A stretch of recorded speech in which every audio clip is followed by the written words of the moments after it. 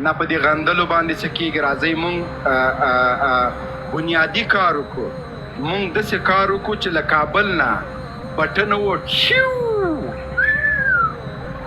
اوسولې لکه ایران چې 14 ملکونه وډزول، نو مونږ به م انشاءالله که نور نه وي دا تورکوني خو له خیره سره وادې ورېده. خو حرامو پیسو مې واده کولی، 15 ورځو کې مې واده کولی شو. پوه سوې؟ پوره 80 کسانو زلمیانو ته مې ودونه کړي دي، 50,000 نه نیولې تر 3 لکه افغانۍ مې ورکړي دي. ټول هر څه راسره سته الحمدلله. خو خپل واده مې خپل د غریبۍ په پیسو او د دوستانو په همکارۍ باندې کړی چې ما داسې نه کول. دغه رقم واده مې نه کوه چې دا وشو. دوستانو ویلې که ویې درته مال بسم الله الله اکبر. ګرمې پراټې د چا نه خوښېږي؟ داسې ښه ماستاکان مو هم په تهخانه کې وکړه چې چاته ونه وایې ښه. جنرال صاحب زه باچا صاحب او کاکړ صاحب هم درتلو او ایوبي صاحب خو موقع برابره نه شو، ځکه تا لږه تعدي وکړه. کنې موږ درتلو موږ هم درته پکې اتڼ کوو. ملګرو د ډاکټر صاحب خالد زدران محترم نمبر چې د هر چا په کار یې ما ته مسج وکړئ، زه به یې شخصي کې درته ولګم، هغسې ښه راځي. ځکه که دلته یې خپور کړو ځینې کسان په عذابول کوي یا څنګه نو ما ته مسج وکړئ، زه به یې درته ولګم انشاءالله تعالی. عربي صاحب ته هم ښه راغلاست. مننه. او بل دغه موضوع څخه لاړ نه سو جنرال صاحب، ما غوښته دا موضوع د لنډ یادورې وکړو د کوم شفخانې چې مو ویله، او دې باندې به هم نظر یو. ډاکټر صاحب طارق او د شفا معالجوي افغان مرسي روغتون د ټیم نه له رهبرۍ نه له ټول نه مننه کوم چې نن موږ ته داسې یو موقع راکړل چې الحمدلله د ده په توسط باندې د ده د برنامې او د ده د غوښتنې مطابق موږ ډېر نور موضوعاتو چې هغه مو شریک کړل.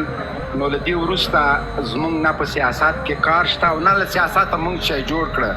ځینې ملګري وایي پاکستان بمبار وروره تا کومه توره کړې ده، تخم والا کال ته نیغ ورغلی، خو نه په دې غندلو باندې څه کېږي. راځئ مونږ بنیادي کار وکړو. مونږ داسې کار وکړو چې له کابل نه بټنه وټیو اوسولې لکه ایران چې 14 ملکونه وډزول، نو مونږ به م انشاءالله که نور نه وي دا تورکوني خو له خیره سره وادې ورېده. خو کار په کار ده.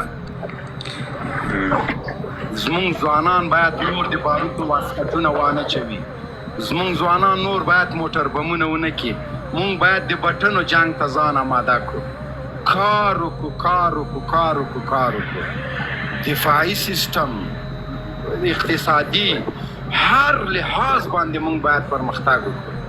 مونږ د بټنو جنګ کوو، د بټنو. یو بل اعلان د اشاره په کار ده، په چغو په سرو باندې هیڅ هم نه کېږي. نه ولاکه تاسو چندان توره کړي نه ما. نو څه وس ما ته وایي چې دا وکړه هغه وکړه، خدای مو بیخ شین که. دا زه چې بندي وم تاسو کوم اندلس فتحه کړی ده په دې 18 میاشتو کې؟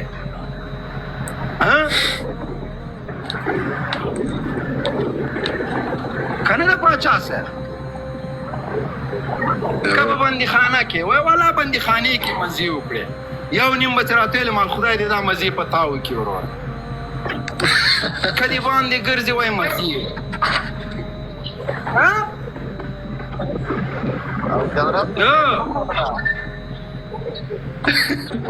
قسم په خدای چې 10 کاله مې نور پکې تېر کړی وای کم ټوس کړی وای ټوس.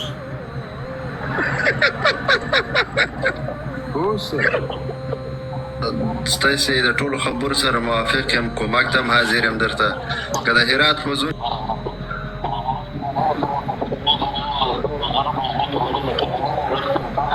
قربان دې سمه. زه یوه خبره درته وکړم زړګاکه، دا د 14 جربو 100 جربو 200 جربو کار نه ده. ستا اخلاص، ستا صداقت، ستا په افغانانو باندې زړه سوی، دا قابل قدر ده. وای تحفه هغه بارګ صاحب درویش است. یو چای او روپۍ او د چای او روپۍ په میلیارډونو حسابېږي، د چا میلیارډونه په یوه نه حسابېږي. نو دا کار د حکومتونو د مونږ له حکومته غواړو، مونږ ورسره همکاران یو. دوی د تاواني صندوق جوړ کړي، دوی د شفاف د حساب او د کتاب لار برابر کی. نو که احمد 10 روپۍ کولې او که 15 کولې، زه که 100 روپۍ هم په یو روغتون کې په یو جي کې کار پیسې ورکوم، زه د خپلو پیسو پوښتنه کوم. ما 1.5 روپۍ په سالان کې ټکس دغه خپل بور ورکړی ده، ما یې پوښتنه کړې، ما ویلې دي ما 1.5 روپۍ چیرې دي. نو زه د خپل 1.5 له کوم پوښتنه کولی سم؟ هر څوک چې په دې لار کې کار کوي، نظام حکومت د کار برابر کی، دوی د شفاف حساب برابر کی. مونږ په 10 هم کولې 20 هم کولې، بیرته خپل د 20 پوښتنه هم کوو، د 10 هم کوو. مونږ په یو کال کې دا هر څه غواړو او دا شونې ده، دا کیږي. او د دې لپاره به انشاءالله ملي کمپاین کوو چې په ځای باندې پیسې ولګېږي. پیسې که د ما جیب ته راځي، زه غال یم وروره، زه په خپلو زه کیدای شي په واده کې مصرف کړم، زه غوا پې واخلم، زه وزه پې واخلم، ما ته د څوک پیسې نه رالیږي. داسې سیستم د حکومت جوړ کی چې 1 روپۍ 2 روپۍ 10 روپۍ زه احمد محمود ټولې باید ورکو. زه خپله دا کار نشم کولی، نه یې کوم، نه یې حوصله لرم او نه په ځان اعتبار لرم. زما ایمان د صحابهو تر ایمان قوي ایمان نه ده. زما ایمان د هغه چا نه قوي ایمان نه ده چې مونږ یې لیدلي په لمن باندې ممونځ کېږم، هغه د امریکانو ټټو غلام وخته، هغه د امریکانو تشنابونه بیا پاکول. زه ډېر د یو کمزوري ایمان خاوند یم. زه د چا 10 روپۍ امانت نسم ساتلی، پاتې شوله $1,00,000 او 10,00,000 ډالر، دا ډېره لرې خبر ده. زه د چا 1,000 روپۍ ډالر امانت څه کوي چې قرض یې نشم ساتلی، نو زه بیا دومره غټ کار څنګه وکړم؟ نو واده مسله خو حل شوله انشاءالله. غوا مې خرڅه کړه سره له بچیو، کار خلاص، بره بخیر. په خدای مو سپارم. ما کنه ویل چې موبین صاحب شینواله صاحب وایي چې زه او کاکړ صاحب ځو، موږ هم دویم واده کوو. ما کنه دا خبره کوي. راځه توکل په خدای، توکل په خدای. دا خو به کړو انشاءالله باچا صاحب. خبره خلاصه. جنرال صاحب د خلکو وایي ډاکټر چې بله کوم یو 10 دانې به وزې خرڅې کړم، یو 15 به پسونه خرڅ کړم، بل به وکړم. د چا یې څه تا نه مې غوښتي دي وروره؟ خدای دې بیخ شین که زه چې صافیه کې هم خرڅې کړم، واده پې کولی شم. د غوا مې دومره خوشحایي دي، تا خدای بیخ وباسه. خیر حوصله ورته وکړه، مه پسې ګرځه. جنرال صاحب ډېر خلک وینو خپلوي وکړه، نو مطلب فکر کومه چې 4 پورې صورت ده.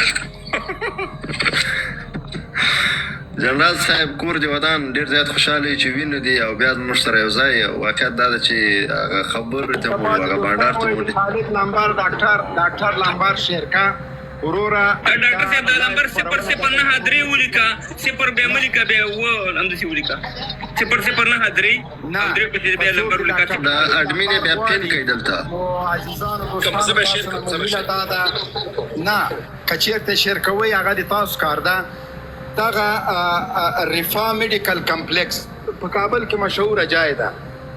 ټیکسي وانا لاروینه چې پښتنو کې دا درښیي، دلته ورشئ. ډاکټر خالد فاصله غرمې نه فاصله غرمې هم درته وایو. خو اوس دا په موږ حق ده، هر روغتون چې تخفیف ورکوي د مریضانو دپاره، مونږ فهیم صاحب افغان د سوشل میډیا ټول ټیم ورکران دا حاضر یو چې د هغوی دپاره کمپاین وکړو. د دغه مریضانو دپاره خدای دې د میاشتې 10 مریضان وي، 20 وي، 30 وي، 50 وي، مونږ ته د کوټه وټاکي. هر روغتون چې وي چې د تاسو مریضان مونږ دلته په تخفیف باندې علاج کوو. دا د ځان دپاره، خپل د فامیل دپاره. ادرس مې کوي، ادرس دغلته دغه یو څه پوښتنه ترې لرې دوی نه پوښتنه وکړئ، معلومات د دې په خاطر پوښتنه وکړئ چې نور افغانانو ورونو ته معلومات حاصله سي او ادرس هم دقیق ورکړو او لاړم شي او د دوی له خدماتو نه مستفید سي. او جنرال صاحب ډېره زیاته مننه. داسې کار وکړه جنرال صاحب، ته د خپله کمره ورسره غټه کړه، ځکه ځینې ملګري غواړي چې وایي ټکوي، هغه نه ټکوي، زما د خوا نه کوي وروره، ستا د خوا نه کوي هغه، ځکه ستا دغه چې دی بلاک شوی دی. ته د ډاکټر صاحب سره خپله کمره غټه کول، خو دا کار وکړه. باقي لاندې چې څومره ملګري دي، ملګرو هیله مو دا ده ګورې دا د ولسونو په ګټه باندې خبره ده. دا لایف د سره شیر کړئ او مطلب شیشه هم د سره وټاکئ. په انګلیسي باندې داسې کومنټونه وکړئ چې دغه نه راوځي، د جنرال صاحب دغه چې دی دغه نه راوځي، د دې وارنینګ نه راوځي. جنرال صاحب راغلی دي ملګرو دغه ته خالد ادرس او ډاکټر صاحب خالد ادرس او دغه پښتون چې دی چې دا په کوم ځای کې دی ځکه د ورور یادونه ونه کړه په کوم ځای کې دی دغه یادونه وکړه ځکه لاندې دا دارالامان د روسیې سفارت ترڅنګ د دوی روغتون ده دارالامان د روسیې سفارت ترڅنګ دی ملګرو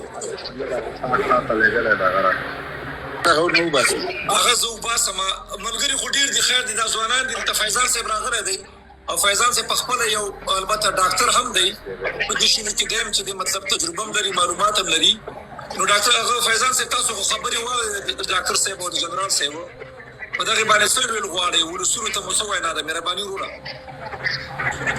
السلام علیکم ورحمت الله وبرکاته. اول خو مخکې له دې چې په شبخانو باندې وغږېږم ما ته دا ډېره مهمه ده چې جنرال صاحب مبین دلته موږ سره ناست ده او موږ ورسره خبرې کوو ما ته له هر څه چې نه دا اوله ډېره زیاته مهمه ده نو په همدغه ټیک ټاک کې مو یوه ورځ له جمهوریت او له امارات ټولو سره ورباندې وډزول نو بس خو کور دې ټول وداني چې جنرال صاحب ته بیرته موقع ورکړه او راغی چې د خپلو ولسونو په خدمت کې لا څه نه دا مهمه ده او زه خو خپله رښتیا خبره دغې ته راومختلم او که لاندې هم کښېنم چې جنرال صاحب نه خبرې واورم ډېرې خبرې ترې واورم زه فیضان صاحب محترم تاسو ته ستړي مه شئ وایم که راغلاست درته وایم الله سرلوړي عزتمن لره د ډاکټر صاحب نه د معلوماتو په خاطر زه پوهېږم چې تاسو به ډېر طبي سهولتونو ته لاسرسی لرئ په امریکا غوندې یو ښار کې یا په کاناډا غوندې یو پرمختللي هېواد کې اوسېږئ هغه پوښتنې تاسو له طارق ورور نه وکړئ د مرسي روغتون په رابطه مونږ خو په طب کې کوم داسې خاص مهارت یا معلومات نه لرو چې افغانانو ته اندازه ولګېږي چې دوی کوم خدمات وړاندې کولی شي او څومره تخفیف ورکولی شي په دغه رابطه باندې تاسو پوښتنه وکړئ. زه دا ډاکټر صاحب ته اول ستړي مه شئ وایم ډاکټر صاحب موږ په افغانستان کې د طب په برخه کې په دوو برخو کې ډېر کمزور یو چې زه دا غواړم چې دغه پوښتنه وکړم چې دغه برخې تاسو فعالې کړي که نه اول د پاتالوجي برخه ده او بل د راډیولوژي برخه ده چې یو دا ده چې خلک په دې دواړو برخو کې تخصص هم ډېر کم لري او موږ د ټکنالوژي په برخه کې هم په دې دواړو برخو کې ډېر زیات کمزور یو د همدغې له امله موږ اکثره د ګاونډي هېوادونو ته تللو حتی تر دې پورې د پاتالوجي په برخه کې کله به چې موږ بایوپسي اخیستله د بایوپسي تر څو پورې موږ معلوم کړو چې دا ملیګننټ ده او که بیناین ده نو موږ به کراچۍ ته لیږله دغه د جمهوریت په وخت کې نو اوله پوښتنه د ما دا ده چې تاسو د پاتالوجي په برخه کې بایوپسیانې خپل اخلئ او دا بایوپسي په خپل شفاخانه کې تاسو د علاج کوي البته معلومات کوي او قبل چیرته لګي او قبل چیرته لګي د تاسو کنیکټینګ کوم لیب د تاسو سره کار کوي یو بل د پښتورګو د بدلیدلو لپاره په هرات کې یو غټه شفاخانه ده چې ډیره کامیاب هم ده چې رښتیا خبره یي هغوی به چې کله دا د میچنګ لپاره د پښتورګو کوم هغه چې دي طبي څو برخې دي دوی به ایران ته لیږل په جمهوریت کې تر څو پورې دا ورته معلوم کړي چې دغه عادي میانه اصطلاح باندې دا ګرده د پلانټ کېدی شي که نه شي کېدلی چې دوی په دې ټولو امکاناتو کې په هرات کې په هغه څه وختو کې چې زه خبر وم دوی دا نه لره تاسو مخکې د ګردې یادونه وکړئ چې تاسو دغه د میچنګ لپاره بیا هغه خپله په دې خپلې شفاخانې کې لرئ که نه لرئ دغه درې پوښتنې چې که چېرته ممکن وي جواب یې کړئ. فیضان صاحب لومړي سر کې سلامونه او نیکې هیلې احترامات په دې هیله چې جوړ صحتمند اوسئ دا چې تا ډېرې مهمې پوښتنې وکړې انشاءالله تا ته به ځواب درکړل شي خوشبختانه اوس مهال په افغان مرسي روغتون کې البته راډیولوژیست بخش کې البته څانګه کې ډاکټر صاحب خالد احمد خالد دی چې تقریبا 15 کاله یې په هندوستان کې عملي کار هم کړی هلته یې تحصیل هم کړی او دلته راځي د مریضانو نه خپله بایوپسي اخلي البته انکالوژي بخش کې کار کوي چې عام خپل بایپسي اخلي او البته مستقیم موږ خپل د پاتولوژي د کوم بایپسي چې موږ اخلو هغه دلته نه کیږي. هغه مجهز لابراتوار ده چې مریض ته ادرس ورکول کیږي د دې په خاطر چې دغه رزلټ صحیح دی او نتیجه دقیق ده. نو کوم بایپسي چې ډاکټر صاحب خالد احمد خالد اخلي البته هغه که د سترګو وي، هغه که د زیګر وي، هغه که د رګونو وي، هغه که د معده وي، هغه که د البته سترګو د پازې وي، هم خوله وي، هم ژبه. ان دې حد داسې بایپسي نشته دی چې مونږ یعنې ووایو چې دغه کار مونږ نشو کولی یا بایپسي نشو اخیستلی. نو خوشبختانه ډاکټر صاحب ډېر تکړه او ډېر لایق انسان دی او د دې په دې برخه کې یعنې واقعا په ځان باندې ډېر زحمت کاږلی چې البته خوشبختانه روزانه هغه تقریبا 10 تر 40 مریضانو نه بایپسي اخلي. یعنې ډېر غریب مریضان، ډېر بیچارهګان راځي او هغوی سره ډېر ځانګړي تخفیف هم ډاکټر صاحب کوي او موږ کوم مثلا کسان چې موږ ته معرفي کېږي موږ ډاکټر صاحب ته ورځو او هغه ته ځانګړي تخفیف اخلو او ښه کار ورته کېږي.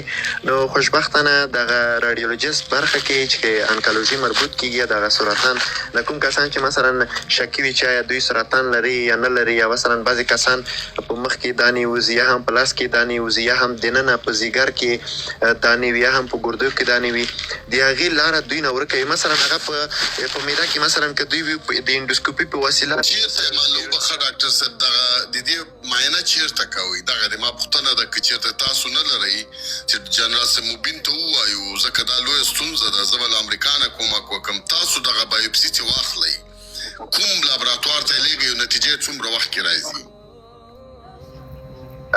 خو بایوپسي چې مونږ اخلو سیګل لابراتوار ته یې لیږو چې د هغه نتیجه ډېر دقیق دی او د بایوپسي تقریبا 15 الی 6 ورځې وخت نیسي. مخکې وخت کې 10 ورځې و خو دې باندې کار ځکه دقیق وي چې دا وخت ځکه زیات دقیق کوي دغه ناروغ دا نشي په ځای ته رانشي هغه بایوپسي پیسې ورکوي په پاتولوژي پیسې ورکوي. نو یو کار ورته کوو چې هغه ته ښه کار وشي او وخت خیر د لږ پکې لګېږي خو کار ورته صحیح کېږي. دلته خو مشکل دا ده که تاسو په برخه کې د پښتورګو په برخه کې هم پوښتنې درلودې. جناب ډاکټر صاحب دلته ستونزه دا ده که تاسو بطن څیرې کوي او په داخل کې تومور پیدا کوي او د تومور نه بایوپسي واخلئ او دا 2 ورځې بعد د دې نتیجه راځي، آیا دا بطن تاسو ګنډئ او که وازې پرېږدئ؟ که چېرته مثلا په چا په ګردې باندې دغه رقم تومور موجود وي تاسو بایوپسي ترې واخیستله او دا مو ولېږله، دلته 2 ورځې پورې تاسو ته معلومات نه پېږي چې ګرده مکمله ترې پرې کړو او که دې ته تداوي وکړو سرجري وکړو. که چېرته ګرده ترې پرې کړئ او هغه بېرته د نتیجه راسي بیناین ده، تاسو به دې سړي ته ګرده ضایع کړي او که بطن یې وګنډئ او هغه ملیګننټ راووځي بیا بطن دوباره ورباندې څیرې کوئ. تاسو ولې په دې خپل مجهز لابراتوار کې خپله دغه د لابراتوار لپاره متخصصین او دغه خپله مشینري نه اخلئ چې په 2 ساعتو کې تاسو دا نتیجه درکړي او دا خپله فیصله په خپله وکړئ؟ یا د پیسو کمبود سره مخ یې، که د متخصصینو له کمبود سره مخ یې، که د پیسو کمبود وي او یا د متخصصینو کمبود وي. خو دا د جنرال صاحب ستا باید تاسو په دې شفاخانې کې موږ ته دا ټولو شیانو نه دا مهمه ده چې موږ مجهز لابراتوار ولرو. د موږ خلک چې هندوستان ته ځي یا پاکستان ته ځي موږ د لابراتوار له وجې نه ځو. او بله د راډیولوژي بله برخه ده، د راډیولوژي چې موږ سیټي سکین دا ام آر آی دا او دغه نور سیستمونه دي، دلته خلک شته دي چې د سیټي سکین یا د ام آر آی په نامه باندې دوی د متخصصینو په نوم باندې راځي، حتی دوی هغه مشینري نسي استفاده کولی. د دې لپاره د دې دغه کریډیبیلیټي چې ده د دې متخصص دغه د ماشین په استفادې کې د څنګه کولی سي دوی دغه ایکس ری دغه ټو د پوینټ نقطه معلومه کی او بیا هماغه ځای د یو متخصص په توګه باندې ایکس ری واخیستی سي او بیا یو څوک راډیولوژیست هلته موجود وي چې هغه ولولي. د دې د لوستلو مشکل هم موږ په افغانستان کې درلوده چې موږ دغه د ام آر آی او د سیټ سکین دغه اکثره ایکس ری نه سو لوستلی یا مو ښه سپاټ نه سو اخیستلی.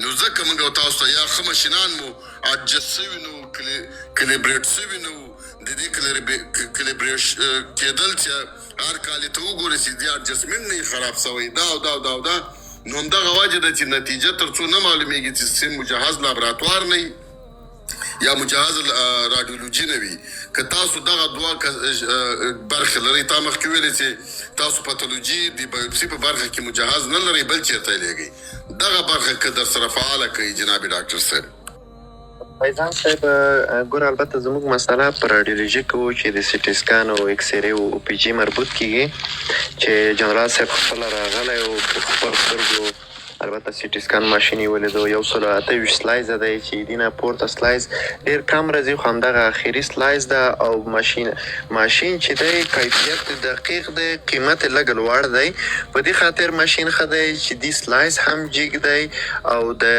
البته جرمني هیواد څخه صادر شوی دی ځکه دا زیمنس کمپنۍ ده کیدای شي تاسو یې په اړه معلومات ولرئ نو خوشبختانه سی ټي سکان کیږي که کوم مریض ډېر عاجل وي هغه سی ټي سکان راپور عاجل غواړي نو هغه موږ سره کیږي مشکل نشته دی هغه موږ یعنې ناروغ ته په 2 یا 3 ساعتونو کې هغه نتیجه ورته ورکوو مشکل نشته موږ هلته ارجنټ کې لیکو هغه نتیجه یې دقیق ده او تر اوسه پورې چې کوم سی ټي سکان یا هم ایکس رې یا هم کوم راپور چې موږ تشخیص کړی دی یا هم مریض ته کړی دی تر اوسه الحمدلله داسې کوم منفي پوینټ پکې نه ده راغلی چې مریض یا مثلا البته د دې زه هغه ونی شي چې یعنې واقعا دلته زما کار وشي یعنې مایوسه نه شي چې زه دلته راغلی یم ماته عکس واخیستل شو یا هم ایکس رې واخیستل شو یا سی ټي سکان راته واخیستل شو خو نتیجه یې معلوم نه شو که چېرته موږ سی ټي سکان نه اخلو د سی ټي سکان لپاره ډاکټر لرو که چېرته ایکس رې اخلو د ایکس رې لپاره ډاکټر لرو ځکه چې ایکس رې مریض اخلي هغه ځینې کسان کم که